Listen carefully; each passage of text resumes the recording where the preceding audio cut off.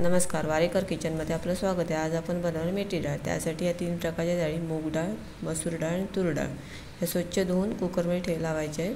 त्याच्यावर बारीक मेथी कापली तीही कुकरमध्ये लावायची। याला 2 ते 3 शिट्यामध्ये शिजवून घ्यायचे चांगले।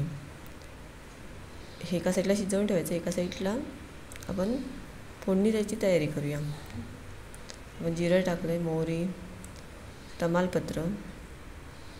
व्हिडिओ शेवटपर्यंत नक्की बघा। आणि बारीक कापलेले 2 कांदे हे थोडेसे लालसर व्हायला द्यायचे। लालसर झाले त्याच्यामध्ये आला लसूण पेस्ट,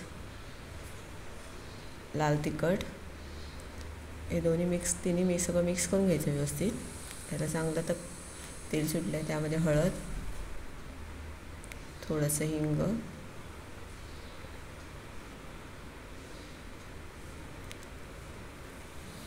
चॅनलला जर नवीन असेल तर नक्की सबस्क्राईब करा। आणि जी आपण मेथी डाळ शिजवलेली होती चांगली कुकरमध्ये, चांगली शिजली आहे बघा, तीही चांगली व्यवस्थित मिक्स करून घ्यायची। मस्त झालं आहे। हे आपण चपाती बरोबर खाऊ शकतो। यामध्ये पाणी, थोडंसं पाणी होतं, जास्त पाणी ओतून पातळ नाही करायची। झालं, त्या चवीनुसार मीठ टाकायचं थोडं। त्याला चांगली उकळी द्यायची। चांगली उकळी आली त्याला ही आपली झाली मेथी डाळ तयार। व्हिडिओ बघितल्याबद्दल धन्यवाद।